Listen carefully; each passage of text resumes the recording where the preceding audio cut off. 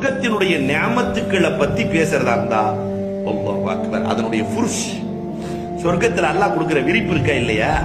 நம்ம வீட்டுல எல்லாம் பெட் வாங்குவோம் இல்லையா? நம்ம வீட்டுல பெட் எவ்வளவு ரூபாங்க? அதிகபட்ச பெட் எவ்வளவு ரூபா?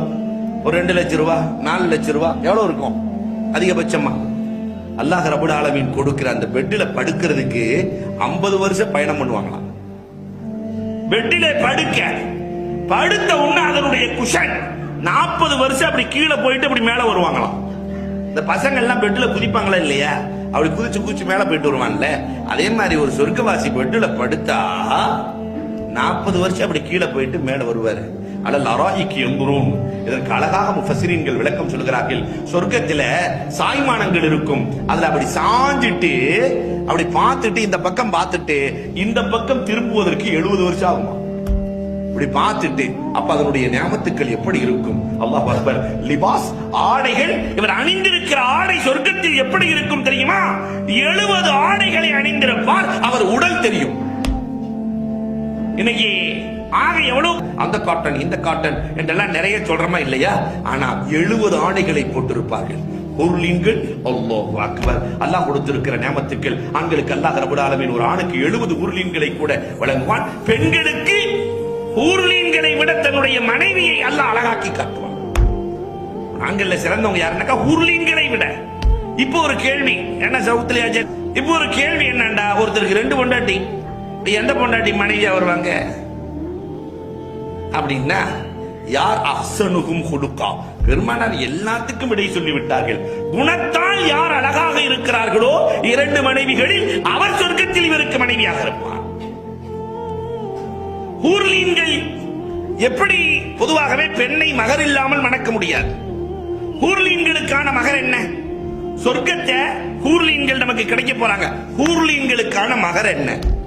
அன்புக்குரியவர்களே, ஹூர்லீன்களுக்கான மகர் என்ன?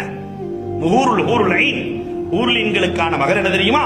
மாணவி ஸல்லல்லாஹு அலைஹி வஸல்லம் சொன்னார்கள், கன்சுல் மசாஜித், பள்ளியில் இருக்கிற குப்பைகளை சுத்தம் செய்யுதல். இதுதான் ஹூர்லீன்களுக்கான மகர். அப்ப பள்ளிவாசலை யாரு சுத்தம் பண்றாரோ நம்ம மோதினாருக்கு தான் ஏகப்பட்ட ஹூர்லீன்கள் கிடைக்க போறாங்க.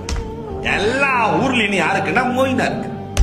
ஏன்னா தொடச்சி இல்லையா?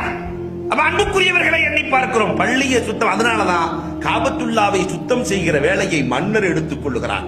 காதிமுல் ஹரமைனி ஷரீஃபைன் இல்லையா? அப்ப அன்புக்குரியவர்களை பள்ளியை என்னைக்காவது நம்ம சுத்தம் செஞ்சிருக்கிறோமா? அல்லாஹ் அக்பர். இந்த அலியஹியா ஹாஜியாரை பற்றி சொல்லுகிற போது அப்ப சொர்க்கத்தினுடைய நடைமுறைகள், சொர்க்கத்தில் இருக்கக்கூடிய உணவுகள் எப்படி இருக்கும்? அல்லாஹ் அக்பர். ஆயிரக்கணக்கான உணவுகள். எதை நினைக்கிறோமோ அந்த உணவு வரும். அதை சாப்பிட்டு முடிச்ச உடனே எப்படி செரிக்கும் உணவு? அங்க பாத்ரூம் கிடையாது. பிஸ்மிக் அல்லாஹும்ம. அதை சாப்பிட்டுட்டு பிஸ்மிக் அல்லாஹும்மன்னு சொல்லுவாங்களாம், எல்லாம் செரிச்சு போயிடும். சொர்க்கத்திலேயே சிறந்தவர்கள் யார் தெரியுமா? அங்கேயே சிறந்தவர்கள் இருக்கிறார்கள். சொர்க்கத்திலேயே சிறந்தவர்கள் யார் தெரியுமா? பெருமானார் ஸல்லல்லாஹு அலைஹி வஸல்லம் இடத்திலே கேட்கிற போது சொர்க்கத்திலேயே சிறந்தவர்கள் யார் குடும்பத்தோடு சொர்க்கவாசியாக இருக்கிறார்களோ அவர்கள் என்றார்கள். அல்லாஹ் ரப்பல் ஆலமீன் குடும்பத்தோடு சொர்க்கத்தில் இருக்கிற நல்ல நசீபை நம் அனைவருக்கும் நசீபாக்கி தருவானாக. அந்த சொர்க்கங்கள் மொத்தம் 8. இதோட நான் நிறைவுக்கு வந்து விடுவேன். மொத்த சொர்க்கம் 8.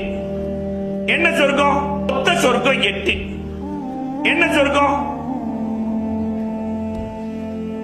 ஆக உயர்ந்த சொர்க்கம் ஜன்னத்துல் ஃபிர்தௌஸ்.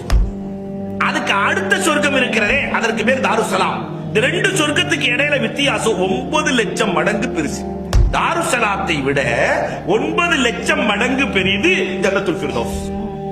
அதுக்கு அடுத்தது ஜன்னத் ஆதன், அதுக்கு அடுத்தது ஜன்னத்துல் மாவா, அதுக்கு அடுத்தது தாருல் ஹுல்த், அதுக்கு அடுத்தது தாருல் ஹைவான், மக்கானே சிதிக், ஜன்னத்துல் நஈம்.